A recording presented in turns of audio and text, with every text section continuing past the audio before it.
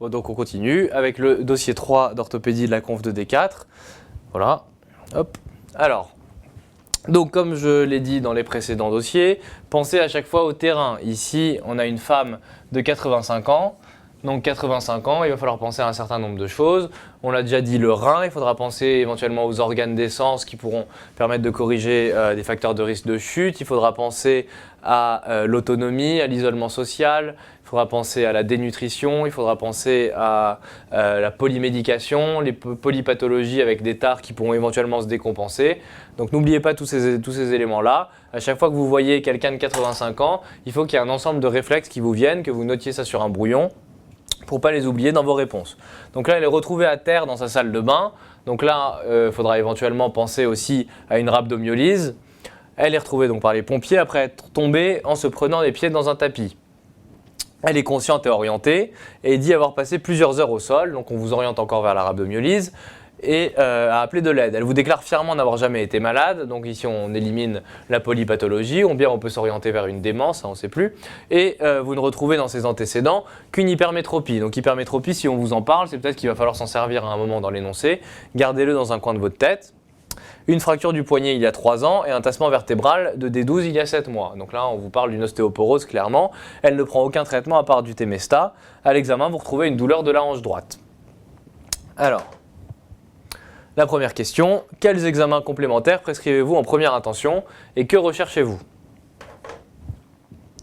Donc c'est une vieille dame qui est tombée, qui se plaint d'un problème de la hanche droite.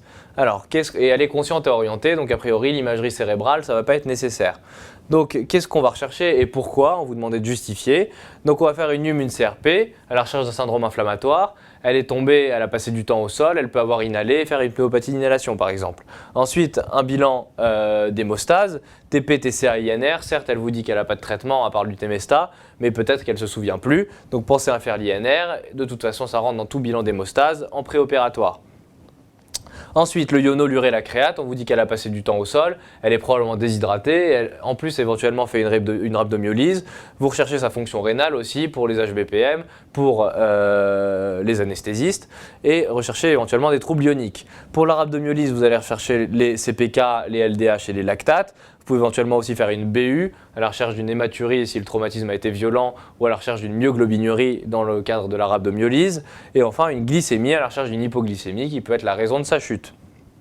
Ensuite, vous allez faire un bilan pré-transfusionnel parce que cette dame, vous allez probablement l'opérer, c'est un dossier d'orthopédie, gardez ça en tête même si vous ne savez pas encore ce qu'elle a. Donc RAI, groupe Rhésus et ensuite un ECG parce que c'est clinique et paraclinique comme vous le savez, vous le mettez partout. On vous demande de justifier, donc qu'est-ce que vous allez rechercher à l'ECG? Un trouble du rythme ou un trouble de la conduction. Donc ça c'était pour les examens biologiques et l'ECG. Ensuite l'imagerie, elle est tombée, donc vous ne savez pas exactement ce qui lui est arrivé. Elle a mal à la hanche, donc vous allez lui faire une radio de bassin de face. Vous allez lui faire une radio éventuellement de la hanche droite, face plus profil. Ensuite une radio de toute autre zone douloureuse et une radio de thorax de face dans le cadre du bilan préopératoire à la recherche d'une pneumopathie ou d'un hémo-pneumothorax. Voilà. Donc voilà la radio, ça c'est une radio de hanche droite de face. On vous demande de la décrire, donc c'est toujours pareil pour décrire une radio. Vous dites d'abord ce que c'est une radio standard de hanche droite de face. Ensuite, n'oubliez pas, vous mettez toujours les items d'internat, c'est une fracture de l'extrémité supérieure du fémur droit. Est-ce que c'est une fracture du massif trochantérien? Non, c'est donc une fracture cervicale vraie, précisez-le. Ici, il n'y a pas de perte de continuité des travées osseuses, donc ce qu'il faut regarder, c'est le déplacement. D'accord? Ici, elle est déplacée en coxa valga, donc avec une verticalisation des travées osseuses. C'est donc une fracture de Garden 1, n'oubliez pas de conclure. Et on l'a vu tout à l'heure, la trame osseuse était normale. Ici, c'est une déminéralisation osseuse diffuse. Pensez systématiquement à regarder l'os sous-jacent. Okay. Donc ça peut être 3 types d'os sous-jacents, soit un os normal avec trame osseuse normale, soit un os porotique. Ici l'énoncé chez une femme de 85 ans qui a déjà fait des fractures avec des tassements vertébraux, ça ne laisse pas planer le doute très longtemps. Donc même si vous ne voyez rien de particulier sur la radio, mettez-le, déminéralisation osseuse diffuse, comme ça vous y pensez. Et puis si un jour il y a une métastase, eh bien vous penserez à bien la voir. Détaillez votre traitement sur le plan orthopédique, justifiez votre réponse par des arguments physiopathologiques. Donc ici on va revoir le traitement des fractures du col. Donc c'est une vieille dame qui a une fracture Garden 1, d'accord? Donc l'âge importe peu dans les Garden 1 comme on l'a vu précédemment dans le dossier 1.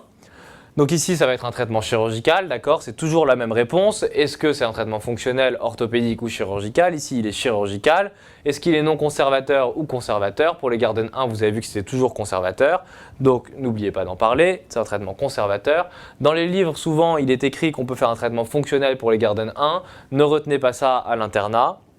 Retenez uniquement le traitement chirurgical conservateur.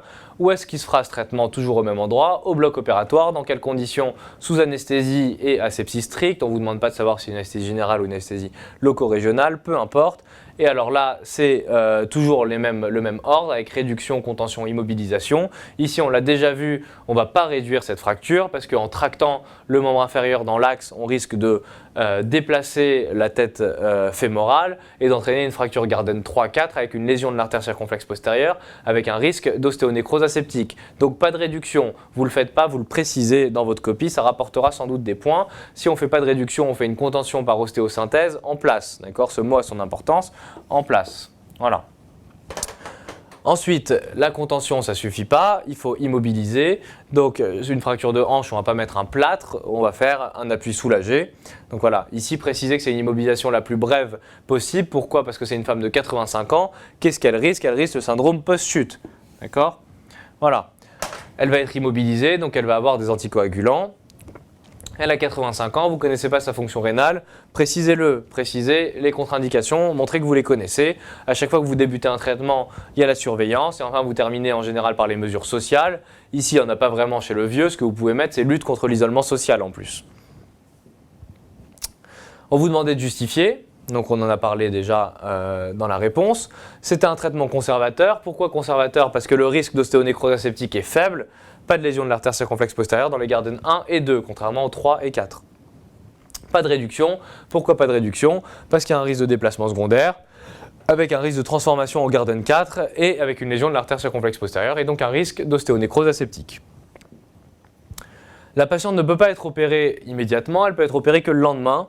Donc quelles sont vos prescriptions hors examen complémentaire en attendant l'intervention? Donc elle va passer la nuit dans un service d'orthopédie, elle va être d'abord aux urgences, puis dans le service d'orthopédie, et enfin elle sera opérée que le lendemain. Donc qu'est-ce que vous allez faire? Vous allez d'abord l'hospitaliser. Si vous hospitalisez une patiente en orthopédie, vous n'oubliez pas, la suite, ça va être à jeun, appel de l'anesthésiste. Pourquoi c'est pas là? Bon. Appel de l'anesthésiste, n'oubliez pas, et les mesures antalgiques qui vont être médicamenteuses et non médicamenteuses, avec des antalgiques de palier 2-3 adaptés à l'EVA, et les mesures non médicamenteuses, l'immobilisation antalgique. Voilà, donc là, elle a passé du temps au sol, vous allez l'opérer, donc il faut la préparer pour l'intervention. Donc elle a passé du temps au sol, elle est probablement déshydratée, donc vous allez la réhydrater et faire une rééquilibration hydroélectrolytique. Ensuite, elle est peut-être anémiée, elle est vieille, elle a le droit. Donc pensez à prescrire des culoglobulaires en vue de l'intervention si jamais il y a une anémie. Elle va passer du temps au sol, à liter pendant la nuit, immobile. Elle a passé du temps déjà au sol dans sa salle de bain. Elle a peut-être des points de compression, des débuts d'escarres. Donc n'oubliez pas la prévention des escarres. Pendant la nuit, vous allez la surveiller, être sûr qu'il ne lui arrive pas de catastrophe. La surveillance est toujours clinique et paraclinique. Donc la douleur, le pouls, la tension artérielle, la diurèse et le transit. Et paraclinique, vous allez surveiller la NUM, la CRP, les plaquettes et le iono. Finalement, elle est opérée. L'intervention se déroule sans problème. Cependant, vous êtes appelé en salle de réveil car la patiente se plaint de ne plus voir correctement de l'œil droit et de ressentir de vives douleurs de celui-ci. Quelles sont vos deux hypothèses diagnostiques et devant quels arguments? Donc ici, c'est un peu de transversalité. De l'ophtalmo. Donc l'ophtalmo, c'est extrêmement simple aussi, c'est comme l'orthopédie. Vous n'avez pas grand-chose à connaître. Il faut raisonner toujours de la même manière. Donc comment on raisonne?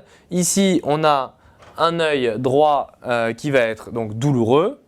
On ne sait pas s'il est rouge ou pas, mais on vous parle en tout cas d'une baisse d'acuité visuelle. Voilà, un problème, de ne plus voir correctement de l'œil droit. Donc il y a une baisse d'acuité visuelle avec des douleurs.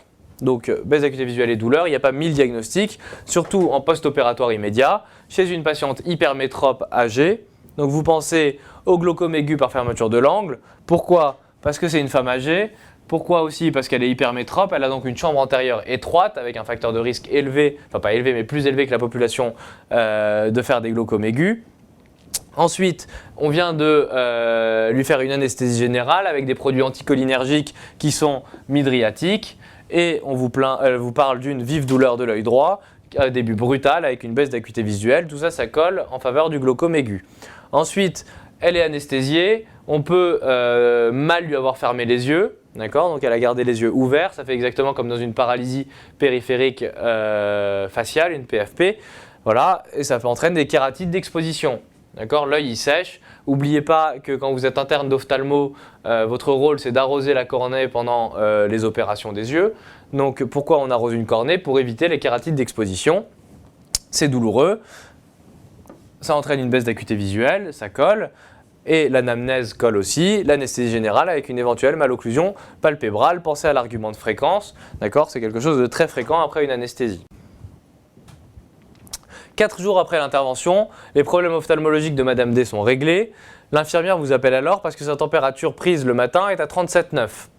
Sa fréquence cardiaque est à 110 battements par minute, sa tension à 130-70 mm de mercure avec une SAT à 100%. Donc là, on a un tableau de fièvre post-opératoire. Donc quelles sont vos hypothèses avec une tachycardie, hein? Les hypothèses, c'est les 5 P, pipi, peau, paroi, poumon et qu'est-ce que je voulais vous dire, et phlébite, d'accord? Donc la phlébite devant la tachycardie, c'est le premier truc à évoquer, phlébite embolie pulmonaire. Ensuite, la partie paroi de moyens mémotechniques, c'est pour l'infection du site opératoire nosocomial. D'accord? En post-op d'intervention viscérale, ce sera l'abcès de paroi. En orthopédie, c'est l'infection du site opératoire. Ensuite, le pipi, c'est l'infection urinaire nosocomiale. Poumon et pneumopathie infectieuse nosocomiale. Et enfin, la peau ou bien la perfusion, c'est comme vous voulez. Infection au point de perfusion, une vénite qui sera aussi nosocomiale. Donc tout ça, il faudra le rechercher à l'examen clinique et éventuellement avec des examens complémentaires. À l'examen clinique, vous allez retrouver un mollet droit qui est augmenté de volume, qui est douloureux à la palpation, avec une cicatrice propre. Donc cicatrice propre, on élimine plus ou moins l'infection du site opératoire. Le mollet droit augmenté de volume qui est douloureux à la palpation, c'est évocateur de phlébite. Quel est votre diagnostic? Une phlébite, n'oubliez pas de préciser où, c'est une phlébite surale droite. Quel examen complémentaire réalisez-vous en première intention pour confirmer le diagnostic? Qu'en attendez-vous? Donc ça, c'est une question de cours. Ok, ne me mettez pas juste l'échodoppler veineux, c'est un échodoppler veineux de compression parce que le principal signe à l'écho de phlébite surale, c'est l'incompressibilité de la veine. Ce n'est pas la visualisation du thrombus qui elle est inconstante, mais c'est l'incompressibilité de la veine, c'est-à-dire qu'on va poser la sonde d'échodoppler en compression sur la veine et on va voir que la veine est rigide et ne se comprime pas bien. D'accord? Elle est incompressible. Et c'est donc une écho des membres inférieurs. Donc on confirme le diagnostic, c'est bien une phlébite surale droite. Comment est-ce qu'on la traite? Maintenant, détaillez votre prise en charge. Donc c'est une urgence. C'est une urgence et il ne faut pas attendre la confirmation diagnostique pour traiter la patiente parce que ça peut évoluer rapidement vers une embolie pulmonaire et la tuer. Donc c'est grave, c'est une urgence. On alite la patiente jusqu'à obtention d'une anticoagulation efficace pour éviter que le thrombus se balade trop et on met tout de suite la contention élastique avec des bas de contention. On débute le traitement anticoagulant à dose efficace, donc en l'absence de contre-indication. Ici, on ne vous parle pas de sa fonction rénale, donc précisé en l'absence de contre-indication. HBPM sous-cutané, vous avez le choix, soit l'INOEP à 175 UI par kilo une fois par jour, soit le Lovenox à 100 UI par kilo en 2 prises par jour. Sous-cutané, n'oubliez pas de le préciser. Et à chaque fois qu'on débute un traitement, n'oubliez pas la surveillance, notamment ici, on a une que vous connaissez, c'est la surveillance des plaquettes, donc ne l'oubliez pas. Ensuite, on fera un relais précoce par des AVK.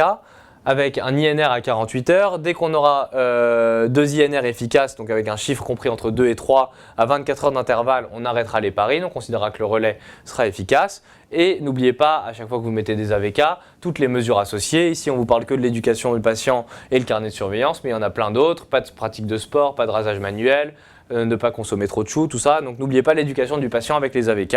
Vous avez débuté un traitement, n'oubliez pas la surveillance, c'est toujours pareil.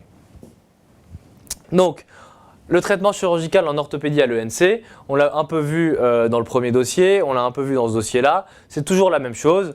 Donc quand c'est pertinent pour une articulation, pour la hanche par exemple, n'oubliez pas de préciser traitement conservateur, non conservateur. Bien sûr, pour une fracture de pouce au col, ce ne sera pas pertinent de le préciser. En cas de traitement conservateur, donc c'est toujours au même endroit, c'est au bloc opératoire, toujours dans les mêmes conditions, sous anesthésie, sous asepsie stricte. On fera une réduction sous contrôle scopique, on ne fait pas la réduction à l'aveugle. Par manœuvre externe, par voie sanglante, ça c'est pas forcément à vous de le savoir. Si vous le savez, précisez-le. Si vous le savez pas, c'est pas grave. Contention par ostéosynthèse pour éviter que la fracture ne bouge une fois qu'on l'a réduite. Ensuite, vous partez, vous fermez la peau. Il faut immobiliser pour éviter que le matériel d'ostéosynthèse ne se casse, soit par un plâtre, soit par une attelle, soit par une décharge. Si le patient est immobilisé et que c'est un membre inférieur, si on immobilise le bras, bien sûr, ce n'est pas pertinent, mais s'il est immobilisé alité, n'oubliez pas l'anticoagulation prophylactique. Ensuite, il a été immobilisé, il va être raide, n'oubliez pas la rééducation par le kinésithérapeute. À chaque fois que vous débutez un traitement, n'oubliez pas la surveillance qui va être clinique et paraclinique, notamment radiologique en orthopédie, et ensuite les mesures médico-légales dont on a parlé à plusieurs reprises. Voilà, donc c'est toujours le même traitement comme vous pouvez le constater. Le seul moyen d'être fiable et reproductible, c'est d'être le plus systématique possible. Donc retenez les choses toujours dans le même ordre et mettez-les toujours dans le même ordre, comme ça vous ne vous tromperez pas. Les items abordés, l'item 239, fracture de l'extrémité supérieure du fémur chez l'adulte, l'item 212, œil rouge et douloureux, ou douloureux, ensuite la thrombose veineuse profonde, c'était l'item 135, et enfin, prescription et surveillance antithrombotique, l'item 175. Voilà pour ce dossier, c'est terminé.